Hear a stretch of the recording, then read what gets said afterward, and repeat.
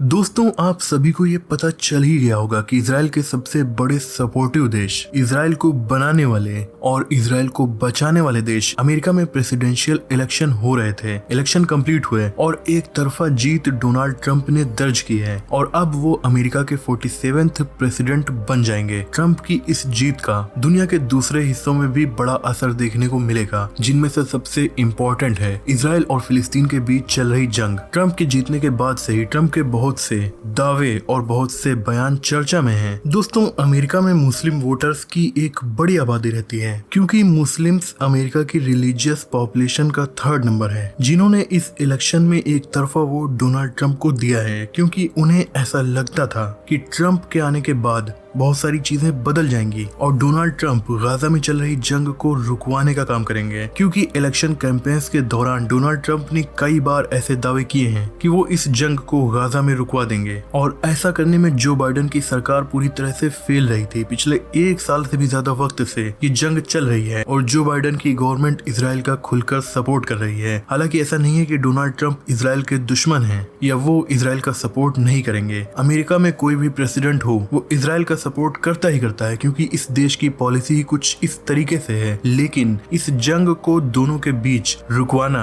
या फिर cease fire करवाकर डोनाल्ड ट्रंप इजराइल के दुश्मन नहीं बन जाएंगे। ट्रंप के आने के बाद इजरायली प्रधानमंत्री नेतन्याहू ने भले ही ट्वीट करके ट्रंप के आने की खुशी जताई हो, पर असल में वो ज्यादा खुश नहीं है, क्योंकि बाइडेन की तरफ से उन्हें जितनी एड मिल रही थी उतनी एड शायद ट्रंप सरकार उन्हें नहीं प्रोवाइड करेगी। अगर बाइडेन की तरफ से दी जाने वाली बिलियंस ऑफ डॉलर्स की मदद और हथियार इजराइल को मिलना बंद हो जाएं, तो वो इस जंग में ज्यादा टाइम सरवाइव नहीं कर पाएगा और सीज फायर करने को मजबूर हो जाएगा। दूसरी तरफ जब भी हमास और इजराइल के बीच सीज फायर की डील रशिया, कतर या मिस्र जैसा कोई देश पेश करता था, तो हर बार अमेरिका अपनी वीटो पावर का इस्तेमाल करके जो बाइडेन की सरकार उसे रुकवा देती थी। और 1 साल से ऐसा लगातार होता रहा और 50,000 से ज्यादा बेगुनाह फिलिस्तीनियों की जान इस जेनोसाइड में इजराइल ले चुका है। लेकिन इसका खामियाजा अमेरिका की करंट सरकार को भी भुगतना पड़ा और वो इस इलेक्शन में बुरी तरीके से हार गए। डोनाल्ड ट्रंप ने इस इलेक्शन में अपनी छवि को काफी ज्यादा बदला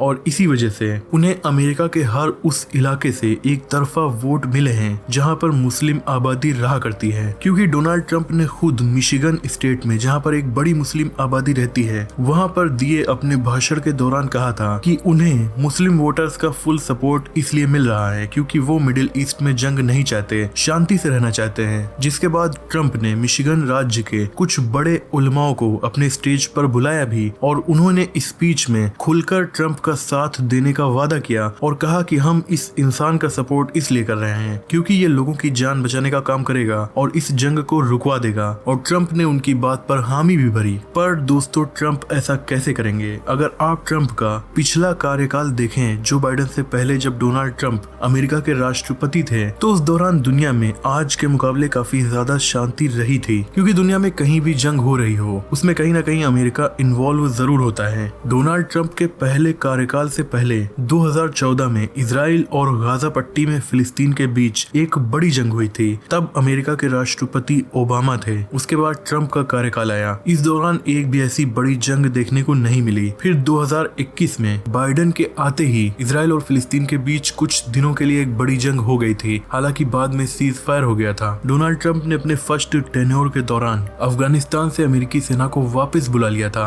और कहा था कि अफगानिस्तान में हमारी सेना का क्या काम। और तब से लेकर आज तक अफगानिस्तान में काफी ज्यादा शांति का माहौल है और न ही हर दिन लोगों की जान जा रही है। वरना इससे पहले न्यूज़पेपर में अफगानिस्तान में हिंसा होने की खबरें आम रहती थी। डोनाल्ड ट्रंप ने अपने पहले कार्यकाल के दौरान अमेरिका के सबसे बड़े दुश्मनों में से एक किम जोंग उन से नॉर्थ कोरिया के बॉर्डर के उस पार जाकर मुलाकात की और दोबारा फिर किम जोंग उन से सिंगापुर में मुलाकात की और दोनों के बीच शांति बनाने का प्रयास किया। और इसी कार्यकाल के दौरान उन्होंने व्लादिमीर पुतिन से भी मुलाकात की थी, जबकि रूस भी अमेरिका के सबसे बड़े दुश्मनों में से एक है। ट्रंप जब राष्ट्रपति थे तब रशिया और यूक्रेन के बीच वार भी नहीं हो रहा था। बाइडेन के आने के बाद से ही रशिया और यूक्रेन के बीच वार भी स्टार्ट हो गया और लगातार अमेरिका की सरकार यूक्रेन को फंडिंग कर रही है ताकि वो रशिया से लड़ सके और ये जंग लगातार बढ़ती जा रही है। डोनाल्ड ट्रंप ने अपनी रैलीज में ये भी कहा कि वो रशिया और यूक्रेन के बीच वार को भी रुकवा देंगे, क्योंकि अमेरिका की करंट सरकार इस वार को रुकवाना नहीं चाहती। ट्रंप ने भी हाल ही में UFC चैंपियन खबीब से भी मुलाकात की थी। इस मुलाकात के दौरान खबीब ने ट्रंप से कहा था कि तुम जब राष्ट्रपति बनोगे तो जंग को रुकवा दोगे ना। तो डोनाल्ड ट्रंप ने इसके जवाब में कहा था कि हाँ, मैं राष्ट्रपति बनने के बाद इस जंग को रुकवा दूंगा, यानी कि गाजा और इजराइल की जंग को। ऐसा इसलिए क्योंकि डोनाल्ड ट्रंप एक बड़े बिजनेसमैन हैं। ये द ट्रंप ऑर्गेनाइजेशन के मालिक हैं। दुनिया भर में इनकी बड़ी बड़ी अपार्टमेंट बिल्डिंग्स हैं, होटल्स हैं और भी तरह तरह के रियल एस्टेट के बिजनेस हैं। इस वजह से ट्रंप एक बिलियनर हैं। एक सक्सेसफुल बिजनेस माइंड को ये अपने प्रेसिडेंशियल पद का यूज करने के लिए भी इस्तेमाल करते हैं, और इसीलिए इन्होंने पिछले कार्यकाल में कुछ ऐसे फैसले किए थे जिससे इन्होंने अमेरिकी सरकार के काफी पैसों को बचाया था और उसे जंगों से दूर रखा था जिसमें बिलियंस ऑफ डॉलर्स खर्च होते हैं। हालांकि उस टाइम भी कुछ जंग चल रही थी, और इसीलिए ऐसा कहा जा रहा है कि डोनाल्ड ट्रंप अपने इस कार्यकाल में भी अमेरिका को इजराइल और फिलिस्तीन की जंग से दूर रखना पसंद करेंगे। इन इजराइल को इतनी ज्यादा फंडिंग देने से परहेज कर सकते हैं, और जब अमेरिका इजराइल को बिलियंस ऑफ डॉलर्स की फंडिंग देने में कटौती करना स्टार्ट करेगा तो ये जंग अपने आप ही रुकना स्टार्ट हो जाएगी। दोस्तों, आपको बता दें कि अक्टूबर 2024 तक के आंकड़ों के मुताबिक अमेरिका ने इजराइल को 17.9 बिलियन डॉलर्स की मिलिट्री